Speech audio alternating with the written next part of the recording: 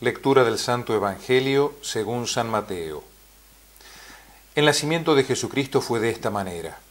María, su madre, estaba desposada con José, y antes de vivir juntos resultó que ella esperaba un hijo por obra del Espíritu Santo. José, su esposo, que era justo y no quería denunciarla, decidió repudiarla en secreto.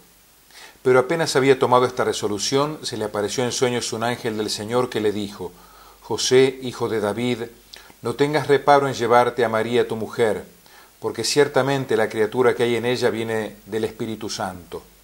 Dará a luz un hijo, y tú le pondrás por nombre Jesús, porque él salvará a su pueblo de los pecados. Todo esto sucedió para que se cumpliese lo que había dicho el Señor por el profeta. Miren, la Virgen concebirá y dará a luz un hijo y le pondrá por nombre Emmanuel, que significa Dios con nosotros. Cuando José se despertó, hizo lo que le había mandado el ángel del Señor y se llevó a casa a su mujer.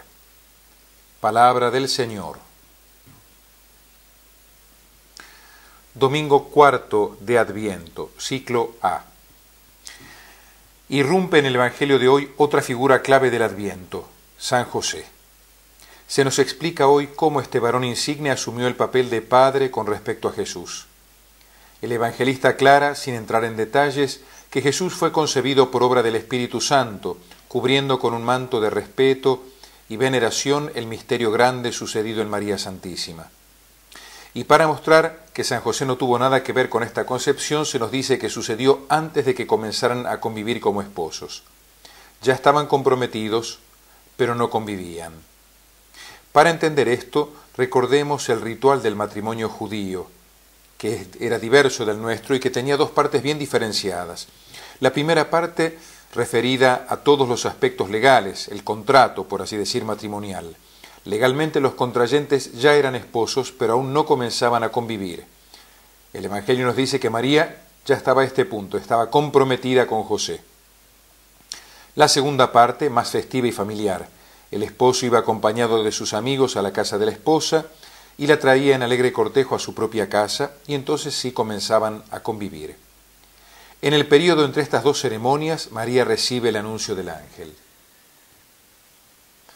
¿Qué sucede entonces? José, que conoce muy bien las profecías que anuncian que una virgen será la madre del Mesías, conoce también indudablemente mejor que nadie la fe y la santidad de su inmaculada esposa. Y José, que es también un hombre santo, opta por retirarse, pensando que él no debía interferir en un asunto tan sagrado. José no duda de María, creo que ni se le pasa por la mente, y por eso no quiere denunciarla ni ponerla en evidencia. Y no queriendo ser un estorbo en la vida de aquella que el mismísimo Dios ha tomado por esposa, prefiere apartarse en secreto. Cuando ya ha tomado esta determinación, el ángel del Señor le confirma que un misterio grande se está cumpliendo efectivamente en María, pero que aún así él no debe dudar ni temer de tomar por esposa a María, pues para con el hijo que va a nacer, engendrado por el Espíritu Santo, él tendrá una misión importantísima que cumplir: hacer las veces de su padre aquí en la tierra. Él tendrá que ponerle el nombre cuando nazca. Y esta era una función exclusiva del padre, que significa el reconocimiento de su paternidad legal con respecto al recién nacido, como ocurre entre nosotros con el apellido. Además, prestemos atención al modo como el ángel llama a José, hijo de David. Sí, a pesar de su pobreza y humildad, José pertenece a la descendencia de los reyes de Israel, a la descendencia de David. Dios prometió que de su familia, de sus descendientes, saldría el Mesías. Y por lo tanto, cuando José recibe como hijo suyo al hijo de María, lo introduce en la familia de David, lo hace descendiente de la realeza. A través del gesto de José, Dios cumple su promesa con David.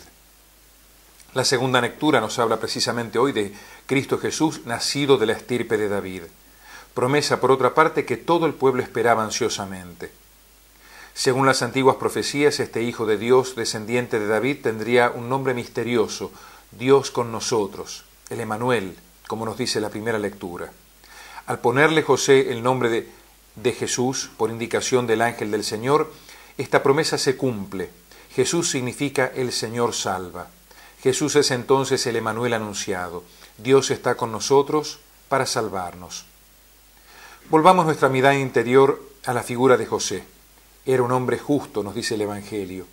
Y se nos muestra hoy de qué manera era justo. Era santo, en la humildad, en el silencio y en la obediencia. No quiere estorbar en el plan de Dios y por eso decide apartarse en secreto. No se siente digno de ser protagonista en un acontecimiento de tales dimensiones. Y sin embargo Dios lo llama y le confía lo más valioso que hay en el mundo, a su Hijo único y a la Madre Santísima. Él deberá asumir el papel de padre, de ser la sombra de Dios, por así decir, en la Sagrada Familia.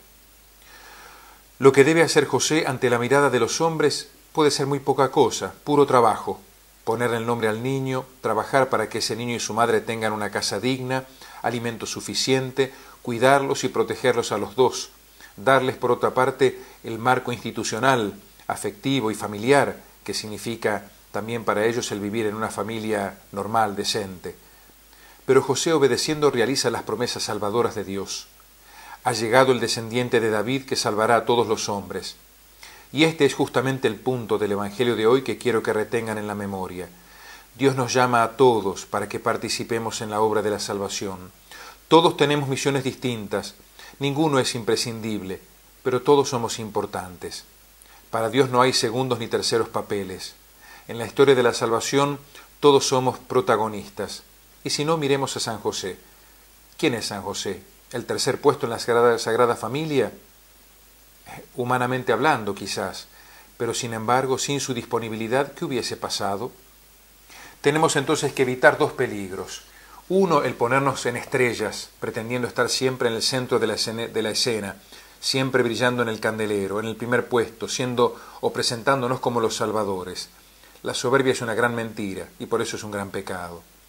Pero también hay que evitar los complejos de inferioridad y de indignidad de quienes no quieren tomar parte, de quienes tienen miedo, no se sienten preparados o dignos o capaces y se fijan más en la propia debilidad que en la fuerza omnipotente del Señor, que elige lo débil para manifestar su fuerza, lo que no cuenta para hacer brillar allí su gloria, lo pequeño, humilde, pobre y despreciable para mostrar su amor, su grandeza y su riqueza. Pienso en muchos jóvenes. Interpreten lo que estoy diciendo en clave vocacional y saquen sus conclusiones. Queridos, miremos hoy a San José.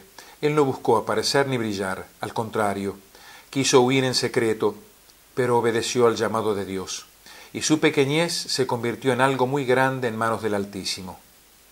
¿Les suenan estas palabras? Pequeñez, que se convierte en grandeza para Dios.